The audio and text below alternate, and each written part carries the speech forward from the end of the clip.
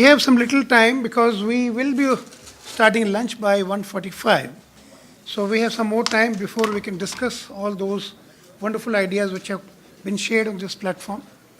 And I just want to share one recent study by IIM Bangalore. I believe all of you are entrepreneurs, and many of you started in last 20 to 30 years only. And when you started, you had wonderful ideas, full of energy, and you're welcoming new ideas as well, and you're driving through the new path which you created for your own self. But in this journey of last 20 to 30 to 40 years, many of you have started disliking ideas. So initially when you are opening to the ideas, but now you come to that stage where you're disliking the idea. So this is the research which IIM Bangalore has brought out. And that is a big challenge for us to really fight with. Because when we age up, we start disliking ideas because we are now comfortable, we're getting good business, money is coming naturally to us, so we are now not natural to the ideas. And here is the real time when the disruption happens and our businesses are then finding challenges, we say, what has happened that way?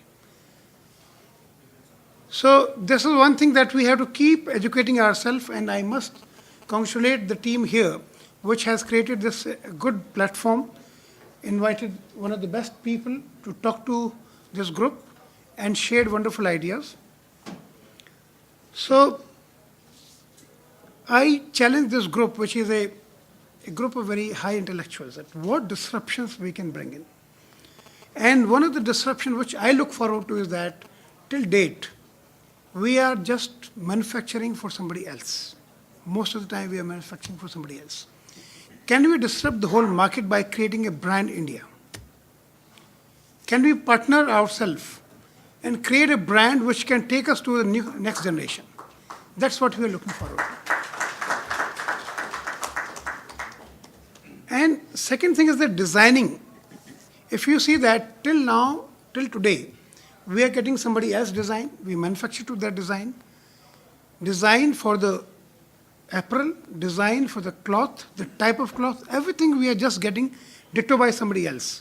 And if you see the whole market, the manufacturing component is only 20% of the whole business.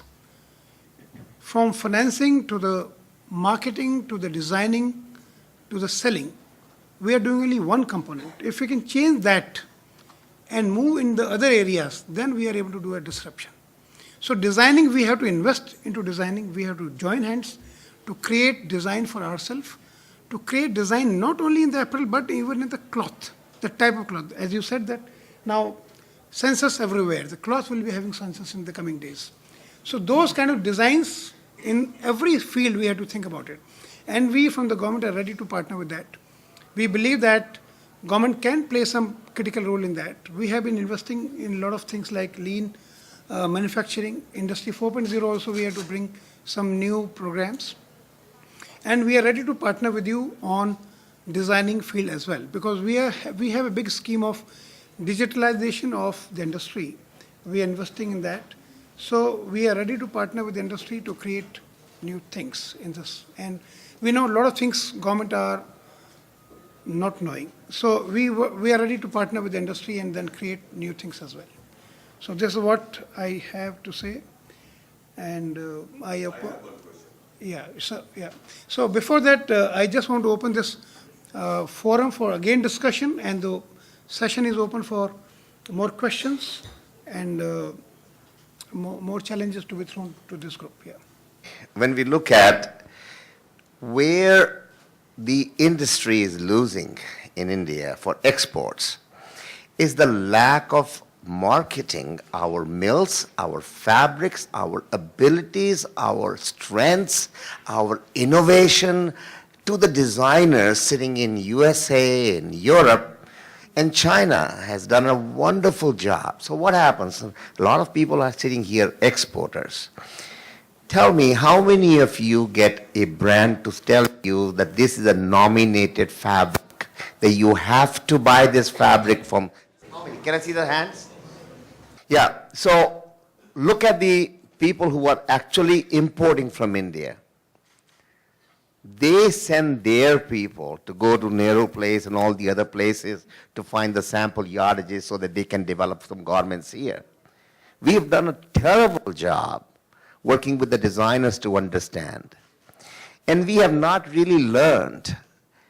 The garment industry really screwed up in America. Back in the early 80s, when I was doing consulting, we were teaching Asians how to manufacture the American way. But what we started doing, which was a crazy thing, my loyalty is to the country I live in, where I make my living. And I speak on behalf of Americans who really served the factories with all the IP, who I'm selling to, how much I'm selling to, what their patterns are, what their fit is, and on and on and on, because I wanted to outsource the services. But did we learn anything from there? The Chinese did. The Chinese learned where it's going, and they went direct to those factories. They opened their own brands, they opened their own distribution, and they opened their own manufacturing. But they offered the deals by cutting off a lot of companies in the United States. We really, really have to be innovative in our thinking process. Samath said something very interesting, and I work with Sri Lanka a lot. As a matter of fact, his company, Hydra Money, was the first one to bring us into that country, and today 90% of that country uses our technology. Only one reason, and I want to share that with you, the difference between the attitude. First time we sold 20 systems. The training was going to start at 9 o'clock. My trainer arrives, and there were 45 people sitting there for training. So my trainer calls me. I asked the owner, I said, what happened? He said, don't worry about it. These people just want to learn. They came at 5 o'clock in the morning. They finished their work so they could sit in the training. And 5 o'clock, when the training finishes, they will stay back till 8 o'clock, 9 o'clock to finish their work. So I cannot tell them not to learn. In India, when we start teaching, the Master Ji says, "Aaj to 2 hi ghante seekh sakte hain, kaam bahut hai." That is the attitude difference. They want to learn. Whenever I come to India, now please forgive me for being critical. This is my country. I was born here. I have sympathies. But every time I'm speaking to an Indian, the first thing the guy says, I know. So I shut up. He knows everything. What am I going to teach him? Please listen and learn. Learning is very dangerous. The more you learn, the more you find out how much you don't know. And a lot of people get scared on that. And I can share my own experience. Well, I'm a practicing engineer. I belong to Indian Railway Services. I am an electrical engineer. I had been in the technology field for the last 30 years plus. But when I came to this ministry, I thought I know something about technology. And every day I discover that I know very, very little about technology. Every day I find that a lot more to be learned. And today when I'm interacting with you, it's really one of the wonderful sessions which I'm having. I'm learning a lot more than what I'm talking to you. So this is what you correctly brought out. And I think that investment in the human being that we have with us, the people who are working with us, is a thing that we have to do continuously. If we invest on that as leader of the company, as leader of the organization, then probably the point which you're bringing out, that people are saying, 2 hi ghante hain, that will be changing. So let's make it out. And then I challenge everybody that let's make a group, how to bring in a change. And we know that when we go out, we do it all the time, not a single time. I remember when I was doing a master's in the US, they said, oh, Indian means A+. You have to prove that you're Indian, means you have to get A+ grade. So that's what we are. So we can really make a change. We should be able to do it. Yeah. I have a question to Mr. Jain. On the lighter note, he said that I am here to make a prediction, because today I'm making a presentation. So my question is that what is your prognosis? What do you envisage that is the next big thing, which is most required, which needs to be disrupted, with your crystal ball gazing? making predictions is a difficult job. Are you talking about the garment industry or overall? Within apparel manufacturing space particularly. I think the big disruption, like I feel, is this consolidation which will happen through technology will enable consolidation of our industry. We are a largely fragmented industry, and I think the consolidation of our industry is the one big event which I believe will happen in the next few years. You will see bigger companies become bigger and bigger, largely enabled through technology. So I feel that is probably the direction. Already the ball has already been rolling in that direction. I think it's going to get accelerated in the next few years. Thank you so much. And next, one more thing which I see is that the whole of the Western world, which is now sourcing their apparels from us, may really change. I mean, the technologies which is coming up is reducing the cost, and probably they'll shift their own factories in their own campuses. So with the robotics happening and with the 3D printing happening and a lot of other technologies happening, the industries might start moving to the Western world itself. Reshoring what they have been Yeah. done. Yeah. May I take the liberty of just adding on to what Guneet said to your question? Please, please. My prediction is Indian industry is going to come out much stronger as compared to any other market. Because we've got most of the strengths, including Use the mic, please. Use the mic. including human resource, technology skills, the willingness, the capital. We just need imagination. And Yeah. so you're going to see much better, much larger. Inshallah, I pray for India. I beg to differ. Can I just, If I may, I beg to differ very respectfully, Yes. because we are dealing with apparel. We're always talking B2B. I'm from the factories, I can speak. Can everybody hear me?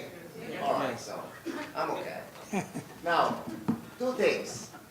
Data. We all talked about it. Who's the biggest data company? The biggest, largest 2,000-pound gorilla. There's no more 800-pound gorillas in the business anymore. There are two 2,000-pound gorillas in the market, Walmart and Amazon. What are they? Based on data and infrastructure. Both these companies don't have to advertise on the cheapest. They already know, everybody knows that. But what did Amazon learn? Because we taught, we as brands, selling through Amazon to the consumer, that we couldn't collect that data, what size do they like, what price do they like, and then I collect that data and all of a sudden I'm in the garment business? I don't know anything about garment. I'm Amazon. They have become the largest garment company. They are making one and one and one. That's where the consumer is going. Are we ready for that? We're still looking for a production run of 20,000 garment order. Otherwise, we can't make it because we're not mentally ready. There's a company in Sri Lanka called Spinex. They make dresses.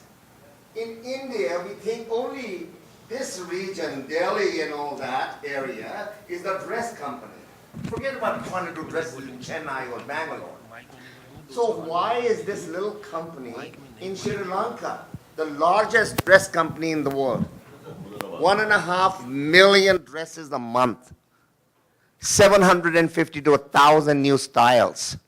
And they got brands lined up because brands are looking for sources who could make 300, 500, 1,200 garment run in 5 sizes and 3 colors and give them fast delivery at a cheaper price.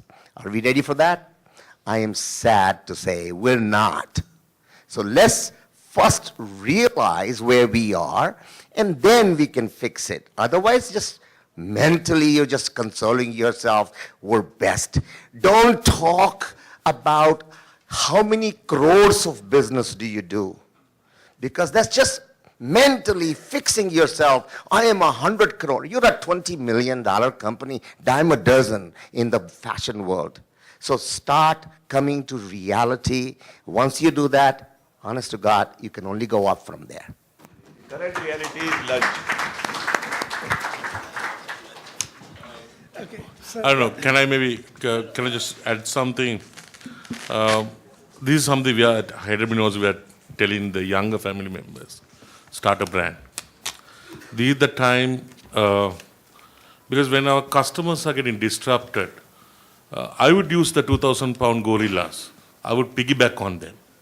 I would start a branch inside Amazon, creating Amazon's targeting tools, create a brand and sell through Amazon. Amazon is a platform. Amazon is not a brand company. But with your know-how of the fabric, with your know-how of making garments, even Heidemann, that's what I say, the more and more it's time the middleman is going to disappear. There are smaller labels coming up which directly go to the consumer. I think time is right. People are investing on technology, but the platform's already there. For us to sell it to anybody in US, target them with advertising, Facebook to Amazon, target it. It's already there. Just get in a brand, put in about another 10 million or whatever amount you have, and starting. It's just that we are scared our brands will be upset about it. Our risk-taking appetite is keeping us behind. Otherwise, if you look at the startup mentality India has on the IT, how many IT startups are coming on?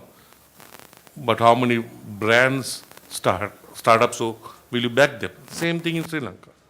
Hyderabad, we have a brand called LICG, Mr.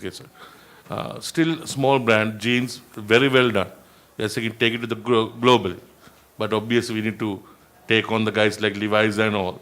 But yeah, keep a Chinese firewall. But start it. I think right time, the suggestion of the brand India, I think it's the right time, but do not fight Amazon.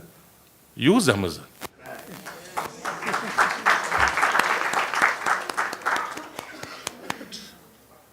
Good.